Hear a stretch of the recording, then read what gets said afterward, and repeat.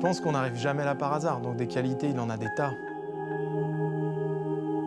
C'est une âme de champion, donc il a envie d'arriver à la justesse parfaite et au bon équilibre. C'était Aurélien, c'était pas 100%, c'était 110%. Il faut être un champion exceptionnel pour passer de champion du monde de freeride à, je l'espère, un futur grand champion de la voile. Je pense qu'il a cette attirance pour le côté plus sauvage de la montagne ou le côté plus sauvage de la mer. Quelque part, c'est un aventurier. Il a encore ses deux jambes, ses deux bras, il a son dos, il est en forme, donc à mon avis, il fera un bon marin. C'est ça Aurélien, c'est oser vivre ses rêves.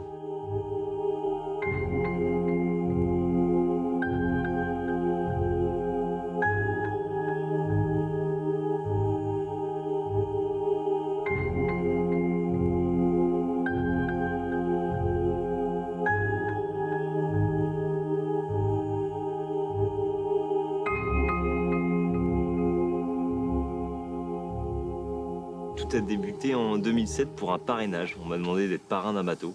En fait, à l'époque, je connaissais ni la mer, enfin pas grand-chose. J'avais fait quelques ronds dans l'eau en Méditerranée, mais c'était quand même pas, c'était pas de la navigation, quoi.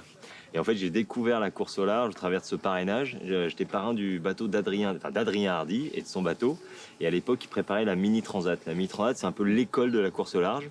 Et c'est la première transatlantique, souvent des marins en solitaire, sans communication, sur les tout petits bateaux de 6,50 m. Et quand tu connais pas ce monde-là et que tu rencontres ce personnage qui te montre son bateau et qui te dit « je vais traverser l'Atlantique en solitaire là-dessus », ça te paraît complètement barjot.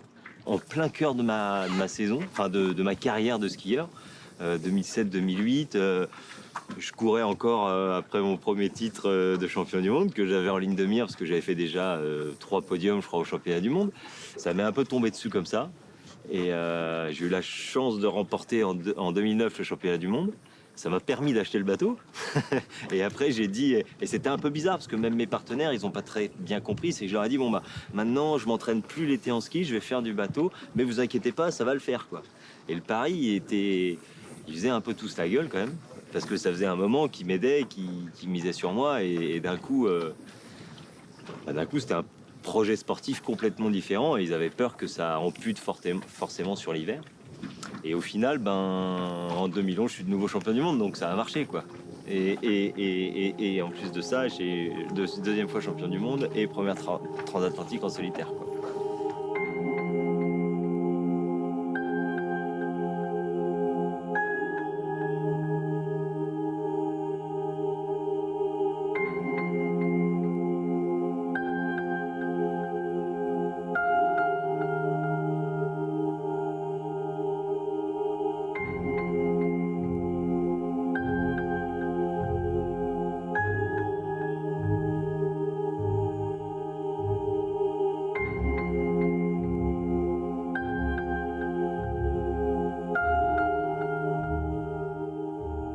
Son envie de dire je suis skieur et maintenant ce que je vais faire c'est du bateau, c'était pas un caprice. C'est-à-dire qu'on voit, c'est vrai que les carrières dans la course au large peuvent être plus longues. On voit qu'il y a des personnes d'un certain âge qui restent compétitives. Je dis pas ça que pour moi. Et Aurélien, c'était pas uniquement se dire tiens, qu'est-ce que je vais faire après le ski. Il avait une manière de, entre guillemets, de s'y coller. Il a acheté un bateau, un prototype, il a dit je vais participer à la Mini Transat. Et moi, c'est ce qui m'a frappé chez Aurélien depuis maintenant plus de 10 ans qu'on se connaît. C'est l'engagement total qu'il a mis dans cette envie maintenant de basculer dans la course au large. Dans sa recherche de partenaires, il a acheté plusieurs bateaux, il a réussi, bon on en reparlera, mais le projet qu'il a monté avec ce bateau, il est magnifique. Et voilà, il y a un boulot qui est énorme pour en arriver là. Et c'est ça qui m'a frappé, c'est de dire ah ouais, c'est pas un sportif de plus, on en a vu d'autres qui s'est dit bah, tiens, qu'est-ce que je pourrais faire après mon premier sport, tiens, je vais faire de la course au large, qui veut bien naviguer avec moi. Non, il y est allé et il a porté lui-même ses projets et ça m'avait marqué dès le début et ça s'est pas démenti depuis plus de 10 ans maintenant. En fait, c'est où j'ai acheté un bateau d'occasion qui existait, où j'allais dans le délire inverse de vraiment construire quelque chose que je faisais. J'allais pas construire le même bateau qu'Yann, qui est fabuleux, hein, c'est rien à voir, mais clairement, en tout cas, ça m'a pas plu. J'aime le côté construction, j'adore ça, j'adore mettre les mains dans la colle et aller faire les choses. puis je savais qu'aussi pour moi, c'était une manière énorme de progresser sur plein de choses. Parce que être au départ de la conception et du développement d'un tout nouveau bateau, d'un tout nouveau dessin, ce que j'ai appris avec les architectes, les constructeurs et tout ça, c'est ultra précieux pour la suite de ma carrière. Et donc tout ça. Et puis il y avait aussi des envies, quoi. Si Yann ou d'autres, si j'avais trouvé le bateau parfait qui existait déjà, je l'aurais peut-être fait. Mais pour moi, ils n'étaient pas parfaits. Il y avait moyen de faire mieux. Et j'avais une vision sur certaines choses que je voulais absolument. Et donc, il n'y avait pas le choix que de faire un truc tout neuf, quoi.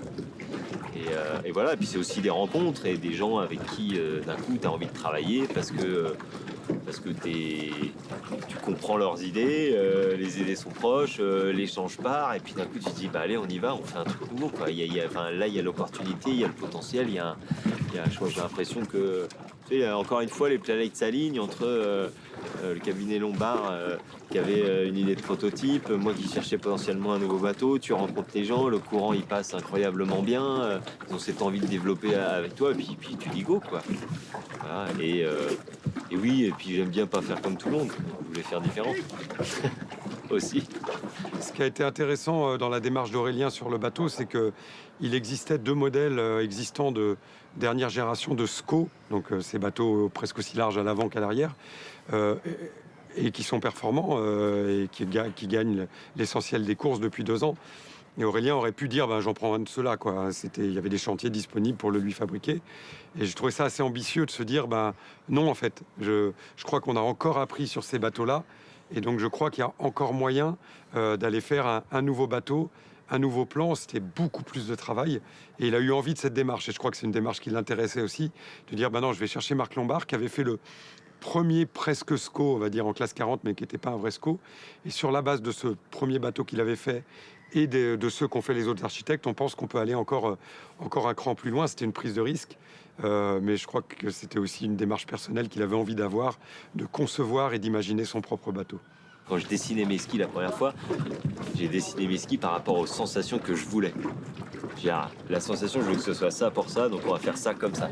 Et là, c'était un petit peu la même chose. Je veux que le bateau, il ait ce comportement-là, à cette allure-là. Donc, je dessine la carène autour de ce sentiment, enfin de cette sensation que je te décris là. Enfin bref, c'est passionnant, c'est extraordinaire. C'est un boulot de débile, c'est un délire complet. Il m'avait dit ça, l'archi, il m'a dit tu verras, c'est un délire. Il a pensé son bateau pour lui, avec l'architecte notamment. Et ensuite, moi j'ai été à ses côtés dès la construction du bateau pour essayer de le guider un petit peu dans les décisions de prendre telle ou telle on va dire orientation, par exemple sur l'ergonomie ou alors sur le choix de certaines pièces ou son architecture un petit peu globale. J'étais un peu là en support, on va dire ça comme ça.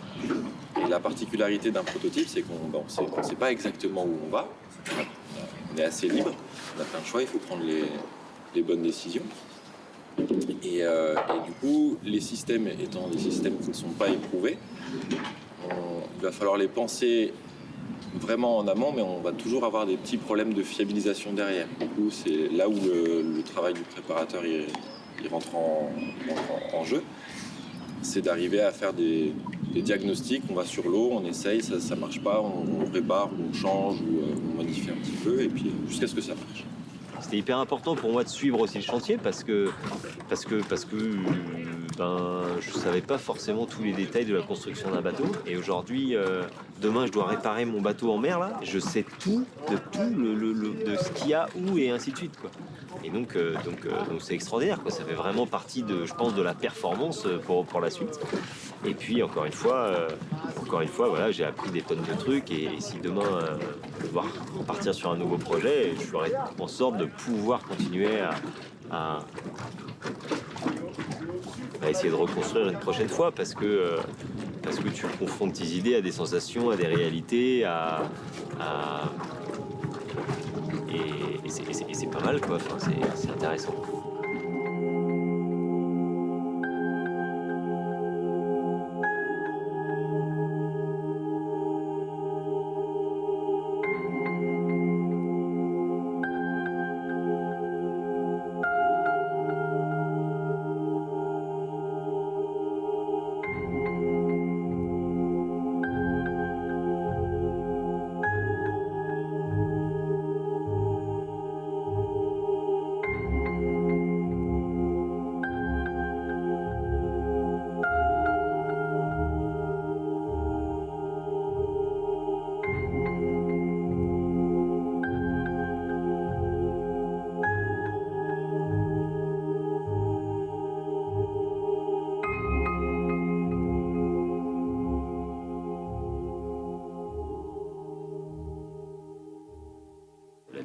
bateau, même pour les enfants, c'était un moment dingue. Mon fils, il pleurait, quoi. Tu vois, enfin, alors que... Parce que même pour lui, c'était fou, quoi. Même moi, quand j'en repars, je pleure, alors. Je sais pas pourquoi, mais C'est vraiment comme la naissance d'un troisième enfant, en fait. On a vécu toute la gestation, toute la construction, et c'est dommage parce que c'était l'année de Covid, donc on n'a pas pu bouger, aller autant au chantier qu'on l'aurait voulu avec les enfants. Mais je pense que les enfants l'ont vécu comme ça. Ils ont vu que leur papa suivait son rêve, en fait. Et c'est pour ça que même si les enfants peuvent se plaindre que leur papa n'est pas à la maison, peut-être quelquefois des petits coups de cafard, en fait, je pense qu'ils sont épanouis puisqu'ils voient Aurélien épanoui dans ses projets. Donc Mon épouse me dit c'est notre troisième enfant, c'est qu'elle aussi, elle l'a vécu d'une certaine manière, ce projet-là. Et ça fait plaisir parce qu'ils étaient à fond derrière moi et qu'ils m'ont supporté parce que c'était lourd à monter, qu'ils ont supporté le fait que je sois très peu là parce que j'ai pas été là d'hiver, j'ai pas été là de l'été, et qu'ils sont au taquet avec moi. Et ça, c'est dingue. Et bien sûr, c'est des projets de solitaire d'une certaine manière hyper égoïste. Et en même temps, c'est des projets famille de fou. Parce que sans eux, c'est mort. Parce que si demain, ils sont pas engagés à 200% à mes côtés, moi, je le vivrais trop mal. Parce que eux le vivraient mal. Alors que là, ils savent que c'est beaucoup. Et les enfants, c'est dur. Hein. Ils disent, t'es pas beaucoup là, quoi. Mais en même temps, quand ils viennent naviguer sur le bateau, et j'ai eu la chance de les emmener 2 fois cet été, c'est pas beaucoup, hein, mais voilà. Et même pour eux, c'est une récompense de dingue. Et ils sont hyper heureux, ils sont hyper fiers, quoi. Parce que c'est leur bateau aussi.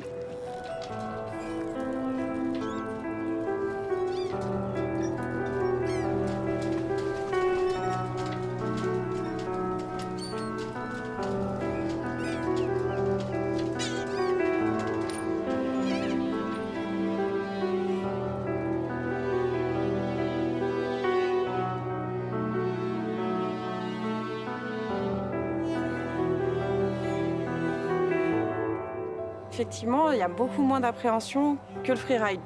Sûrement parce que je connais beaucoup moins. Donc on ne peut pas avoir peur de ce qu'on ne connaît pas. Mais il n'y a pas tous les dangers de la montagne, les avalanches, tout ce qui est ces intempéries. Il me semble qu'en bateau, il y a quand même toujours cette cellule de survie qui te laisse quand même plus une dernière chance que ce que tu n'as pas quand tu pars en expert en montagne. Mon point de vue. C'est ma maxime, comme on dit. Et parce que j'ai eu cette chance, on s'est rencontrés jeunes, assez jeunes, et j'ai eu cette chance de l'avoir toute ma carrière, que ce soit avant les enfants ou après les enfants. Et qui m'a laissé vivre ma passion d'une manière incroyable. Alors aussi, en ayant l'intelligence de pas oublier que j'étais aussi père de 2 enfants. Et parce que c'est des projets, encore une fois, qui peuvent être très prenants. Et non, elle a été là tout le temps, surtout parce qu'il y a eu des moments incroyables. On a vécu des moments dingues. On a vécu des moments hyper durs. Et parce que la vie sportive de Néo, c'est pas toujours hyper drôle. Et en tout cas, elle m'a toujours encouragé, toujours soutenu, toujours fait en sorte de me mettre dans les meilleures conditions possibles pour mes objectifs. Et ça, c'est complètement dingue. Ma première victoire au championnat du monde, elle vient pas, je comprends pas trop, parce qu'en fait, mon fils est au bout de sa vie, il a 6 mois, il est malade, grave, et elle a géré ça toute seule, jusqu'au jour où je passe la ligne d'arrivée, et elle me dit, par contre, là, faut que tu rentres, quoi. Enfin, maintenant, parce que Marius, c'est la cata, en fait. donc voilà, donc non, elle a été, et elle l'est toujours, parce qu'encore aujourd'hui, pour vivre ce projet-là, sans elle, c'est injouable, sinon je les perds, quoi. Et grâce à elle, je peux le vivre, et je le vis hyper bien. Je pense que les enfants le vivent hyper bien aussi. Et donc voilà, c'est un vrai projet familial dans tous les cas, quoi. Forcément. C'est vrai que les métiers qu'il a choisi de faire, skieur, navigateur, c'est pas anodin, c'est des métiers de passion.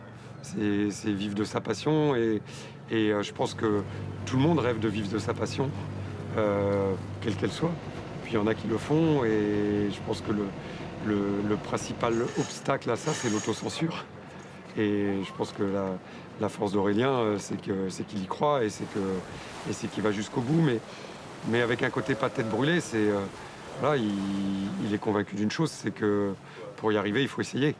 Mais je l'avais aussi, quand on discute au coin du feu à Chamonix, avant qu'il réussisse à bien réengager ses projets bateaux, il y a aussi beaucoup de lucidité de sa part. Il se donne les moyens sans se dire que c'est tout cuit et qu'il y arrivera forcément, mais que, en tout cas, tous les gens que je connais dans le monde de la course au large, qui ont réussi à avoir leur propre projet avec leurs partenaires, j'ai un certain nombre d'amis de l'époque Mini Transat qui maintenant font le Vendée Globe.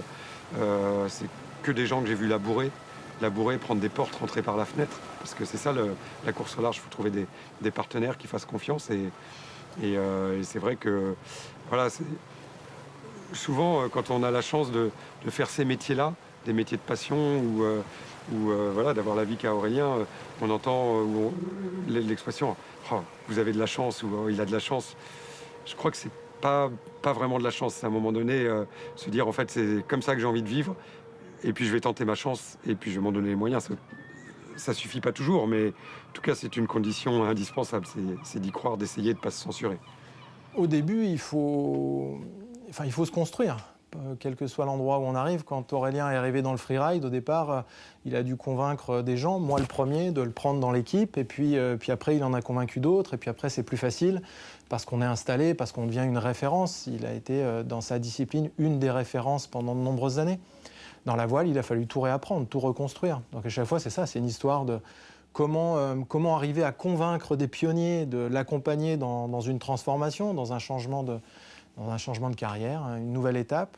Et puis une fois qu'on a ces pionniers, de se dire on commence à être un peu plus crédible, on rassure les gens, on démontre un certain niveau de performance, une manière de gérer aussi des projets et de donner un retour aux gens qui ont fait confiance. Et puis ça fait des émules. Donc souvent, il y a une agrégation de différents partenaires autour des projets. Et c'est comme ça qu'on arrive à les rendre un petit peu plus ambitieux, de marche en marche. Puis il y a des marches des fois qui sont plus espacées que d'autres. Des fois, il y a des grosses marches à franchir. Donc celles-là, elles ne sont jamais simples. La presse a accueilli le changement de carrière d'Aurélien comme presque quelque chose de naturel, parce que finalement les liens entre mer et montagne sont vraiment, ne sont pas nouveaux. C'est vraiment de tout temps que les marins aiment aller à la montagne et inversement. Donc finalement il y a quelque chose d'assez naturel quand Aurélien expliquait que oui, ok, il n'avait pas le bagage technique, mais il a le bagage sensitif.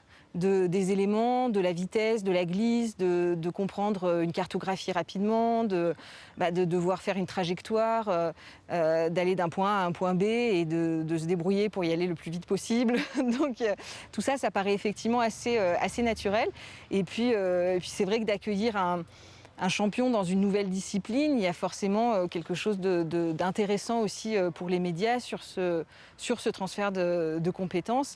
Et ensuite, la personnalité d'Aurélien a fait tout le reste, parce qu'il a une facilité justement à exprimer ce qu'il ressent et à accueillir aussi les journalistes de la voile dans son milieu alpin. Donc ça fonctionne vraiment bien, quoi.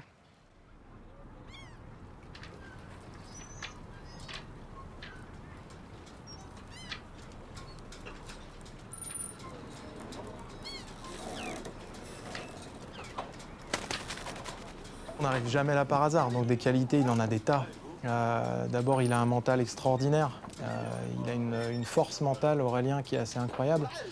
Il sait aussi prioriser énormément les choses dans ses différents projets. Donc il a une capacité à vraiment voir ce qui est essentiel et à ce qui l'est moins, à ne pas se centrer ou à ne pas se laisser perturber par des obstacles et à rester concentré sur un résultat ou en tout cas sur un objectif à atteindre. Pas forcément un résultat sportif, mais voilà, c'est une succession d'objectifs intermédiaires. Donc ça, il a cette vraie capacité-là.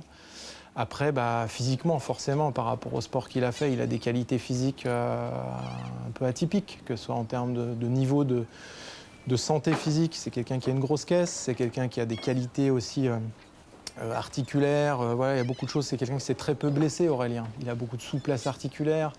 Il a une capacité aussi de lecture voilà, de trajectoire, que ce soit en montagne, en mer. Il y a beaucoup de choses après qui s'est construit, mais ça devient inné en fait.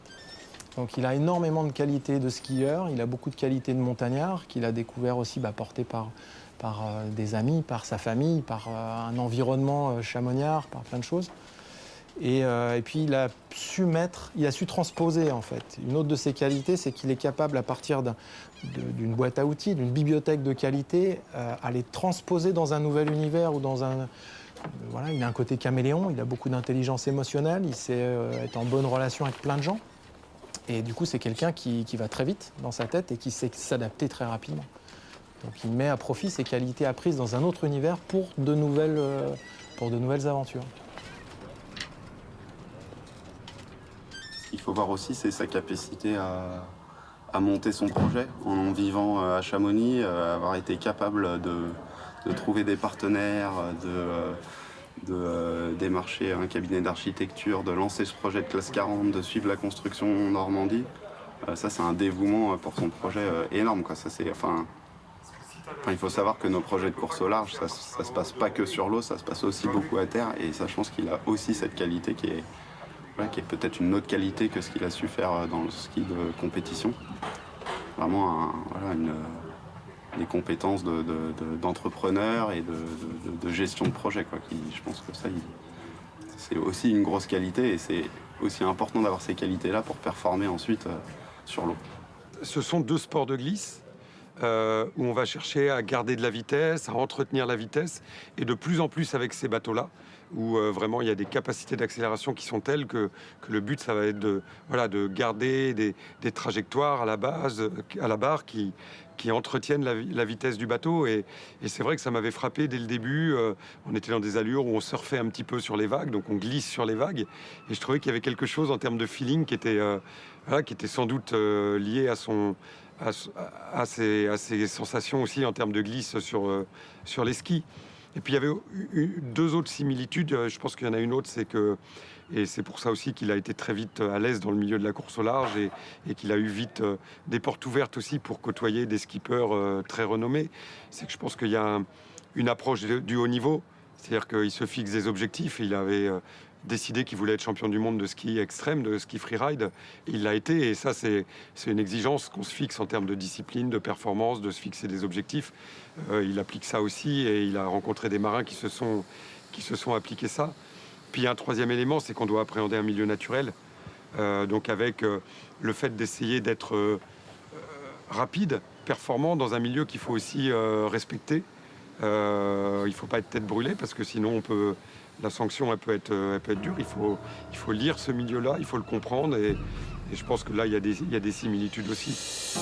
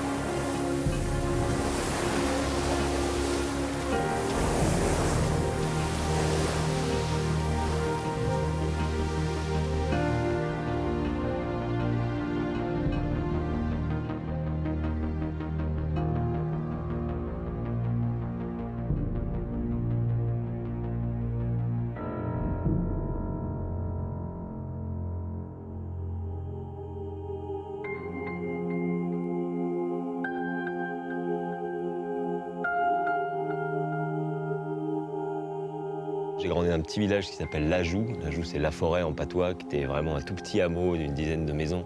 Et je me rappelle de grandir dans une espèce de liberté, être un peu l'enfant de la forêt, quoi. Tu vis un peu Mowgli, t'es tout l'été dehors, t'es tout l'hiver dehors aussi. Et donc je me rappelle vraiment de ça, de cette liberté et de cette vie, entre guillemets, en pleine nature, dans un environnement de dingue. Et voilà, et après je me rappelle ma première Vallée Blanche. Et c'est vrai que d'un coup, je découvrais la vie d'en haut, quoi, la vie des sommets d'une certaine manière. J'avais 8 ans et c'était un moment assez fou, parce que c'est quelque chose, quand tu es en bas, tu te rends pas compte de la dimension de ces montagnes tant que t'es pas monté là-haut et de la beauté. Et donc j'ai un vrai souvenir bien gravé de ma première vallée blanche où c'était juste... tu sais que tu restes bouche bée et tu penses pas à 8 ans pouvoir rester bouche bée parce que t'es un petit branlot, quoi, 8 ans. Toute ma jeunesse, j'ai appris à skier avec ma mère. Donc c'est elle qui m'a un peu, voilà, juste appris à la base de la technique du ski, quoi. Et puis c'est vrai que le relais montagne, c'est plus fait avec mon père derrière, mais de manière logique. J'avais un petit problème psychologique petit, c'est que j'étais persuadé qu'on m'aimait moins parce que j'étais le deuxième. Donc, enfin voilà, j'ai passé quelques années chez le psy avec ma mère parce que j'étais un peu dur avec ça. C'est pour ça que je dis souvent que mon premier concurrent, je pense, a été mon grand frère. Et parce que voilà, parce qu'il fallait que je sois meilleur que lui. Il fallait que, mais c'était pas contre lui, loin de là. C'était contre ce sentiment un peu biaisé que j'avais d'avoir été choisi en deuxième. Enfin, tu vois, c'était quand même bizarre, quoi. Il y a des gens qui ont du talent, quoi, et il en fait partie. Et on a beau être 3 frères, on a été élevés par les mêmes parents, de la même manière. On a fait les mêmes sports. Chose près, on a tous été inscrits aux différents clubs de sport, que ce soit en ski alpin, escalade, on a fait du tennis, on a tout. Mais il n'y en a pas un seul qui a pu avoir les facilités que pouvait avoir Aurélien dans tous les sports qui touchait et qui pratiquait. Donc, parfois un peu énervant et un peu frustrant de ne pas pouvoir, mais il n'a jamais réussi à me battre à FIFA et ça, c'est ma grande fierté. J'ai connu Aurélien quand il était petit, mais je l'ai surtout découvert, et bien découvert, lorsqu'il était élève au collège de Chamonix, puisque j'étais responsable du sport-études ski, et il est rentré dans cette section où là, il était tout à fait exceptionnel. C'était un très très bon skieur, mais de petits gabarits, mais d'une finesse de glisse et surtout un comportement exemplaire. Dans le saut à ski, bien sûr, c'est là qu'il pouvait réussir parce qu'il était léger, il était fin, et puis il avait vis-à-vis de la glisse, il avait quelque chose de tout à fait exceptionnel. C'est un fin glisseur, donc il volait. C'était quelqu'un qui volait au niveau du saut à ski. J'ai commencé un peu comme tous les enfants de la vallée, comme les miens, au ski club ici à Chamonix, et jusqu'à l'âge de 14 ans environ. Et en même temps, en parallèle, je faisais du saut à ski. Et que j'avais commencé à l'âge de 10 ans, un peu plus tard que le ski. Et au final, à 14 ans, j'avais un peu des choix à faire, où ça continuait dans le ski, où ça partait dans le saut. À ce moment-là, j'ai choisi le saut. Ça va, regarde. Comment tu vas? Et toi? Voilà.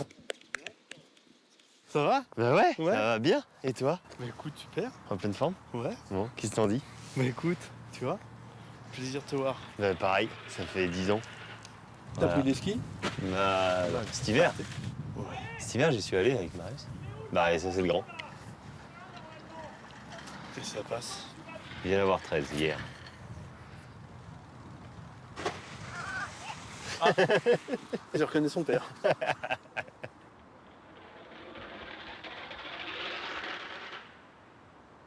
Bien vite. Pareil, il va falloir qu'elle fasse du V.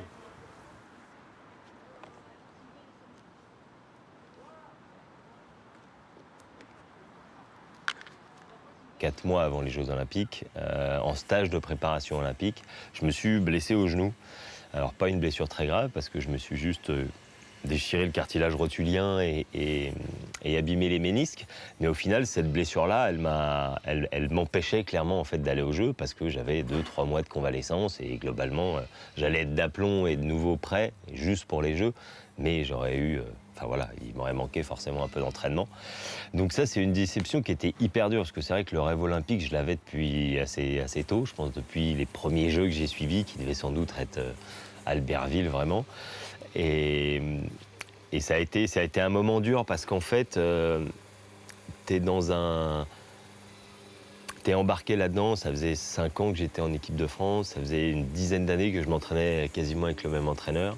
Et puis en fait, du jour au lendemain, tout s'arrête net, parce que toi, tu es sur le côté, tu t'arrêtes parce que tu es blessé, et eux, en fait, ils continuent, ils sont dans leur préparation des Jeux, et ils peuvent pas t'attendre dans tous les cas. Donc, mais sauf que sur le moment, avec le recul, 20 ans après, je le comprends au final. Mais sur le moment, tu as l'impression qu'on t'abandonne complètement, parce que ça fait des années que tu fais un paquet de sacrifices pour y être, et là, d'un coup, tout s'arrête, t'as plus personne au téléphone, enfin d'un coup, tu as l'impression que tu as disparu Et moralement, j'ai eu beaucoup de mal à le supporter. Les années olympiques, c'est toujours un petit peu particulier, parce qu'il y a toujours un petit peu cette pression de sélection. Après, il avait ouais, et puis il y avait le genou, et puis il avait potentiellement sa place. On l'a tous vécu, hein. On l'a tous vécu. Et puis il était le 5e alors qu'il y avait 4 places, quoi. Donc voilà. Après les Jeux, c'est vrai que l'hiver a été un peu compliqué. Et puis voilà. Décision. La décision, je pense qu'il ne la regrette pas. Non. Voilà.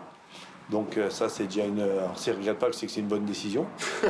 et puis il dit, comme après, elle avait le futur nous a montré que bon, c'était la bonne décision. Enfin, il avait pris un virage qui était. La bonne décision, non, mais oui, mais je veux dire, les résultats que tu as fait dans le freeride ont montré quand même que bon, il y en a qui ont arrêté de sauter pour rien, quoi.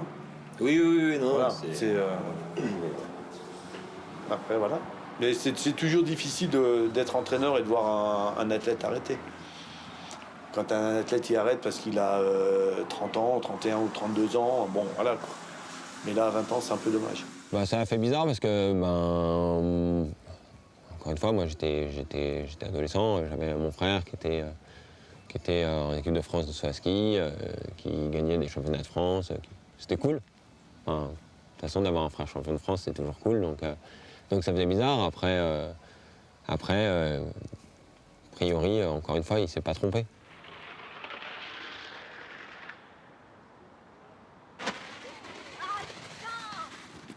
Pendant les Jeux Olympiques, j'ai un ami qui est cinéaste, Didier Lafont, qui était le réalisateur d'Apocalypse Now et compagnie à l'époque, qui m'appelle en me disant écoute, je suis sur un tournage pour le cinéma, on cherche des doublures pour faire du freeride en snowboard. Et donc je me suis retrouvé à partir sur ce film-là, et j'ai fait 2 mois et demi de freeride de dingue. Donc à l'époque, on était basé à Verbier, on faisait 10 déposes par jour en hélico, enfin c'était surréaliste. Et d'un coup, tu passes un moment incroyable, tu découvres un milieu qu'est le cinéma, tu découvres un nouveau sport qui est dingue, tu découvres que t'es pas trop mauvais parce qu'en tout cas, il te garde pour faire tout le film. Et tu passes une expérience assez privilégiée avec ton père en montagne d'une certaine manière, parce que c'est lui qui fait la sécu, mais c'est toi qui ride, donc c'est un peu touchy. La fin de tournage arrive, la saison de saut reprend, la saison d'été de saut reprend. Et en fait, il y a un truc qui s'est d'une certaine manière brisé, parce que tu as été 6 mois entre parenthèses. T'essayes de revenir, mais au final, ça prend un peu de temps. Et fin de saison d'été, là, c'est les premières neiges arrivent. Et puis en fait, là, tu dis, c'est plus du saut que j'ai envie de continuer dans le freeride. Et alors, c'est une période un peu bizarre, parce que t'es un gamin, donc c'était pas comme si tu réfléchissais beaucoup à tes prises de décision, parce qu'à 18 ans, tout te paraît possible, enfin à 20 ans. Et en fait, c'est un peu du jour au lendemain où je décroche mon téléphone et je dis stop, j'arrête, je viens plus, c'est terminé, m'appelez plus, c'est fini, maintenant je vais me mettre au freeride. Donc voilà, la transition, elle s'est faite comme ça, d'une déception et d'une opportunité qui est un peu sortie de nulle part et qui m'a lancé dans ce monde-là et en tout cas donné l'envie d'essayer de faire une carrière là-dedans.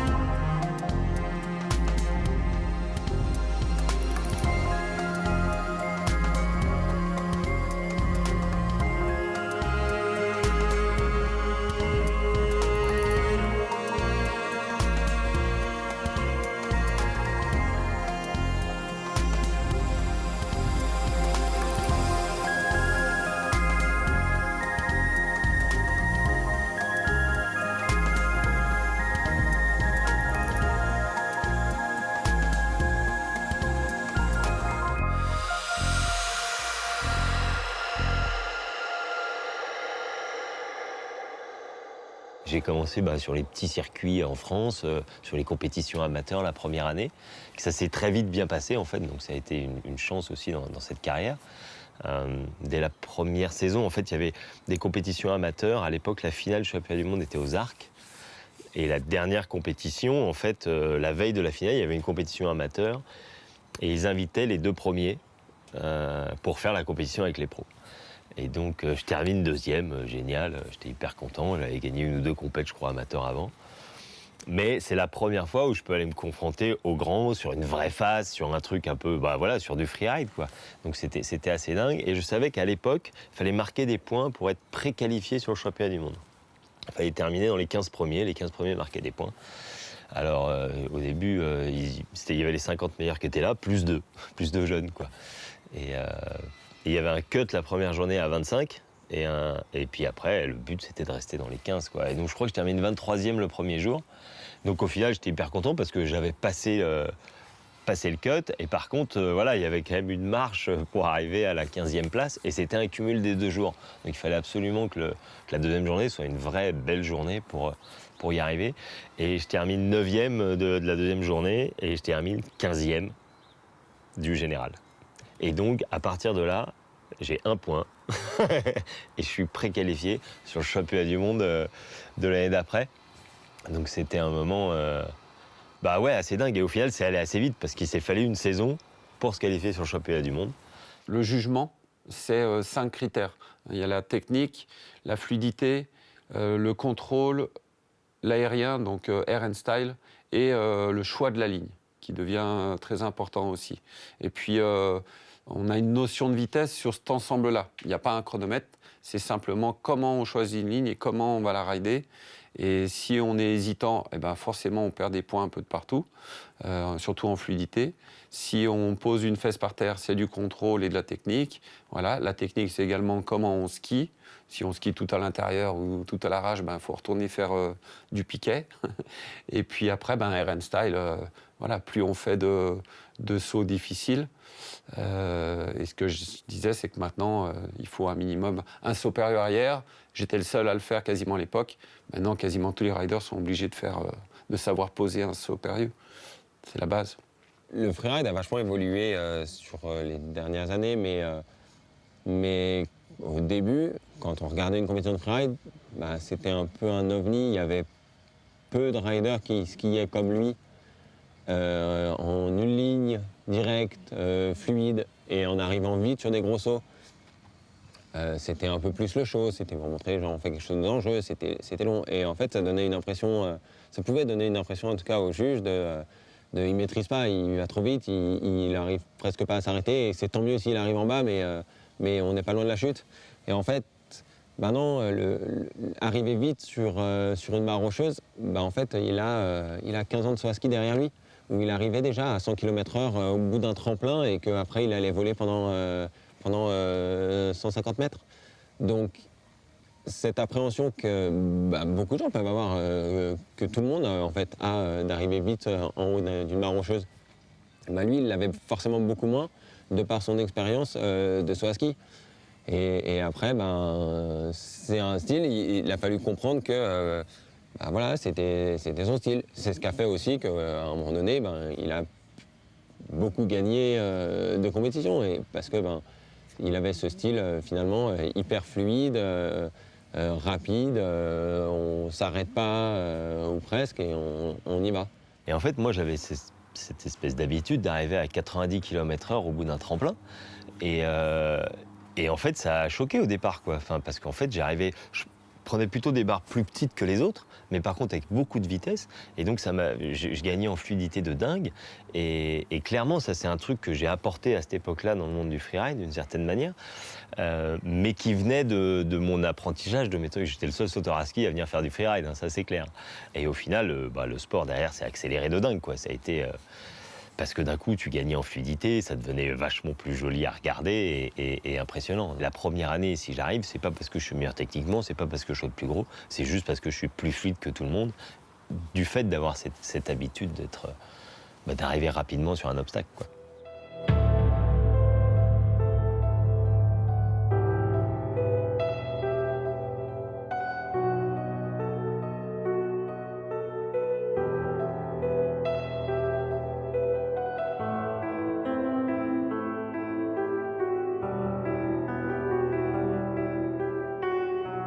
2005, ça a continué, vice-champion du monde. Donc voilà, ça se construit, t'approches doucement au Graal. Et puis après, ça a pris un peu plus de temps pour y arriver. Parce que pour différentes raisons, l'année 2006, j'ai pas fait le championnat du monde. Je me suis concentré sur tous les invitationals. Il y avait de plus en plus d'événements sur invitation, dont Verbier, dont Langadin-Snow. C'est ma première victoire à Verbier en 2006, ma victoire à Langadin-Snow. Enfin, la saison, au final, se passe plutôt bien. Je retourne sur le championnat du monde en 2007. Je termine 3e, je crois. 2008, création du Freeride World Tour. Donc, c'est gros. Globalement, c'est pareil, sauf que avant, c'était une organisation américaine, c'est une organisation suisse, et ils intègrent Verbier au championnat du monde et ainsi de suite. Première année, c'est un Suédois qui gagne, Eric Winstedt, Seb Michaud fait 2 et moi 3e. Et puis arrive 2009 où je remporte mon 2e titre à Verbier et mon 1er titre de champion du monde par la même occasion. Et là, c'est vrai que c'était un moment assez dingue. Assez dingue parce que c'est un espèce de soulagement. Même si au final, c'est allé très vite, en tant qu'athlète, ça te paraît très long. Parce que quand la 2e année, tu fais vice-champion du monde, tu te dis la 3e, je gagne, quoi. Puis en fait, derrière, il a fallu 4 ans pour se poser aussi et pas vouloir aller trop vite, entre guillemets. Je pense que ça a été l'erreur pendant 2-3 années, après ces 2 premières années incroyables, d'être trop gourmand, et à chaque fois j'en faisais trop et à chaque fois je voulais en rajouter et crac, je faisais une connerie. Et voilà, et c'est arrivé en 2009, qui pourtant, c'était pas l'année où j'avais pour le coup mis en gros tous mes espoirs là-dessus, parce que c'est l'année de naissance de mon fils. Donc il est né en septembre 2008, fin septembre 2008, et en fait, ça enchaînait sur la saison derrière, et c'est vrai que ça bouleverse un peu la naissance d'un petit, quoi. C'est un peu. Puis lui, il était un peu rock'n'roll la première année, donc on a vraiment pour le coup pas dormi. Et c'est vrai que je m'étais un peu dit. Cette année, on l'a fait pour la faire, mais ça sera pas l'année de ouf. Je venais de construire ma maison aussi. J'étais en pleine construction de ma maison. Il y avait beaucoup de choses dans ma vie à côté, privée, entre guillemets, qui faisaient que, clairement, j'avais pas passé autant de temps à l'entraînement, que, clairement, j'étais loin d'être en forme. Et au final, je pense que c'est ce qui m'avait manqué les 4 années d'avant, c'était d'avoir autre chose à côté, d'une certaine manière. Et au final, j'ai pris cette saison-là, je pense, beaucoup plus simplement, beaucoup plus légèrement. Et c'est là où mon ski a été le meilleur, d'une certaine manière, quoi.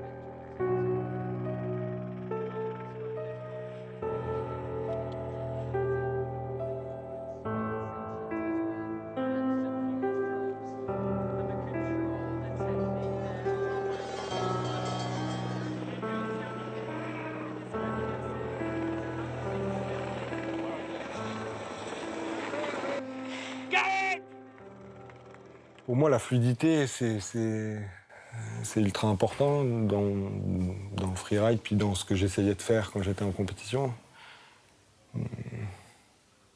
D'essayer d'être le plus doux possible. On laisse une trace, mais de la laisser la plus propre possible en suivant les lignes de la montagne, un peu comme un peintre. Déjà, grandir à Chamonix, tu vis au milieu de montagnes qui sont spectaculaires, qui sont ultra alpines, hyper raides. C'est pas un terrain de jeu comme ailleurs dans les Alpes, il est assez particulier ici. Donc forcément, ça te donne une vision de la montagne qui est un petit peu différente que si tu as grandi, et c'est pas pour être péjoratif, mais par exemple aux Arcs, où c'est beaucoup plus vallonné, ou ainsi de suite. Là, ici, tu as quand même une lecture de terrain qui est un peu obligatoire de par la difficulté de son terrain. J'avais cette faculté à à bien comprendre. Après, il y a des fois où tu es paumé aussi. Hein. Je dis souvent, il y a des fois, il y a des montagnes, j'arrivais sur des événements et tu n'y arrives pas, il n'y a rien qui te vient, tu comprends pas, tu galères à créer une ligne, mais tu sens que c'est forcé.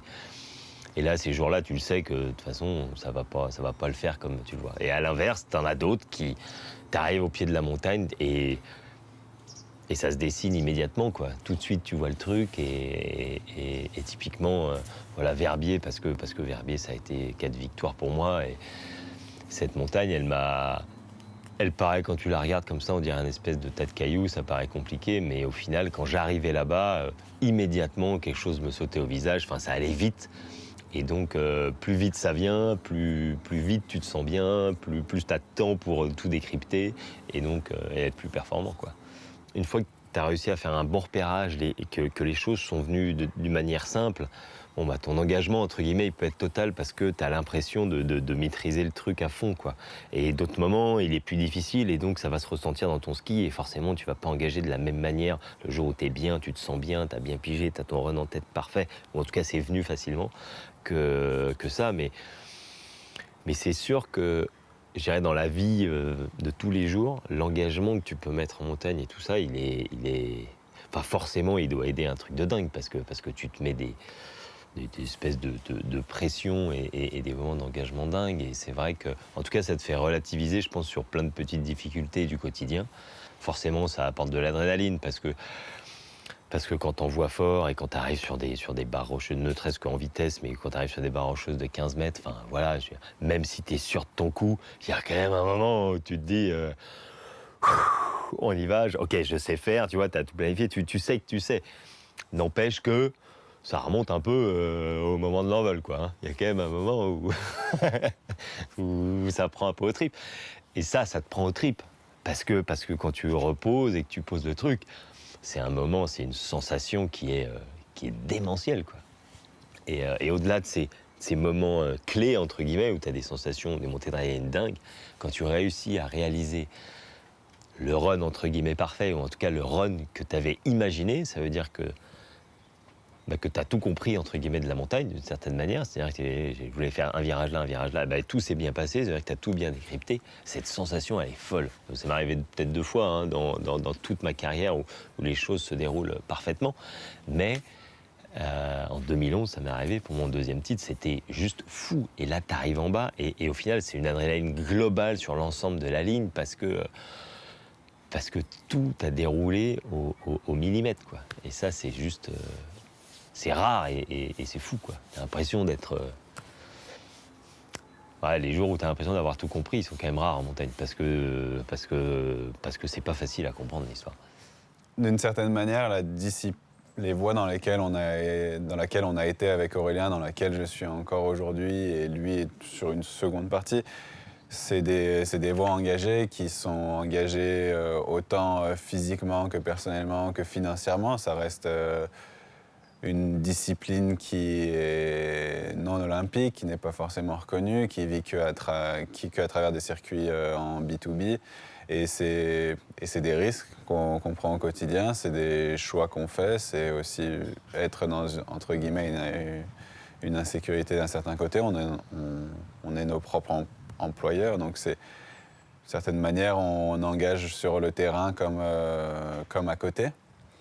Et en plus de ça, Aurélien, la saison où on est censé lever un peu le pied et éventuellement se restructurer pour préparer la suite, lui a décidé de partir sur un autre chantier qui est celui du bateau. Donc je crois que le niveau d'engagement, il est quand même très haut. J'ai eu la chance un peu d'avancer dans la vie et de la créer grâce à des rencontres, grâce à des choses. Je suis passé du ski au saut, du saut quand j'ai commencé le saut, c'est parce qu'un copain m'a appelé, il m'a dit j'ai fait ça hier, c'était top, viens voir, quoi. Bon, pourquoi pas, bim bam boum, 10 ans après tu rentres en équipe de France, tu passes 5 ans, c'est extraordinaire. Et puis voilà, et ça s'arrête parce que tu te blesses, hop, tu peux pas aller aux Jeux Olympiques. Ah bon, t'es déçu. Et hop, t'as un ami qui t'appelle pour faire doublure d'un tournage de freeride au cinéma. Et tu pars là-dedans, et puis d'un coup, tu changes de vie. Et d'un coup, on demande d'être parrain d'un bateau, et voilà. Et donc, demain, j'en sais rien ce qui se passera, quoi.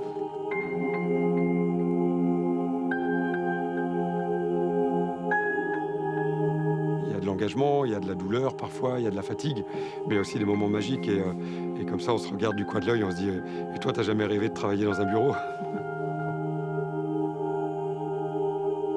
C'est une âme de champion, donc il a envie d'arriver à la justesse parfaite et au bon équilibre. Je pense que la première victoire en course au large va être quand même énorme.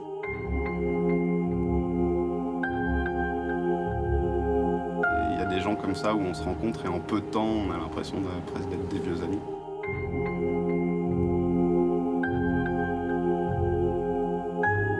Un bon marin, c'est un vieux marin, comme un bon guide, c'est un vieux guide, on peut dire ça comme ça aussi.